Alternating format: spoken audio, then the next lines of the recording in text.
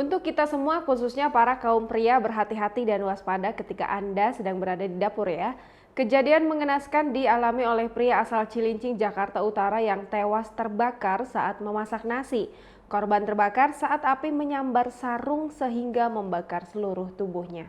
Pria Parubaya bernama Abdul Majid ditemukan tewas dalam kondisi terbakar. Hal itu terjadi karena sarung yang ia kenakan tersambar api saat memasak nasi.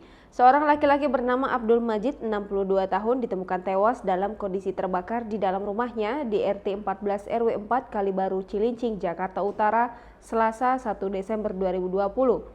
Kapolsek Cilincing Kompol Eko Setio BW mengatakan korban terbakar saat sedang memasak nasi. Menurut Eko, peristiwa naas yang menimpa korban terjadi sekitar pukul 10.30 waktu Indonesia Barat. Dijelaskan Eko, Majid pagi tadi sedang memasak nasi di dalam rumahnya seorang diri.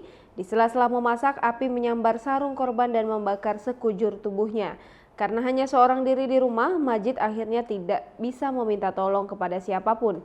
Api sudah terlebih dahulu membakar tubuhnya sehingga ia meninggal dunia di lokasi. Ketua RT 14 RW 1 Kalibaru, Elis, menambahkan Majid sebenarnya tinggal bersama sang anak.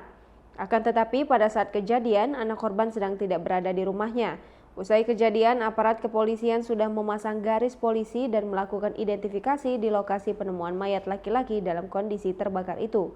Polisi juga mengirimkan mayat Abdul Majid ke RSCM untuk diotopsi.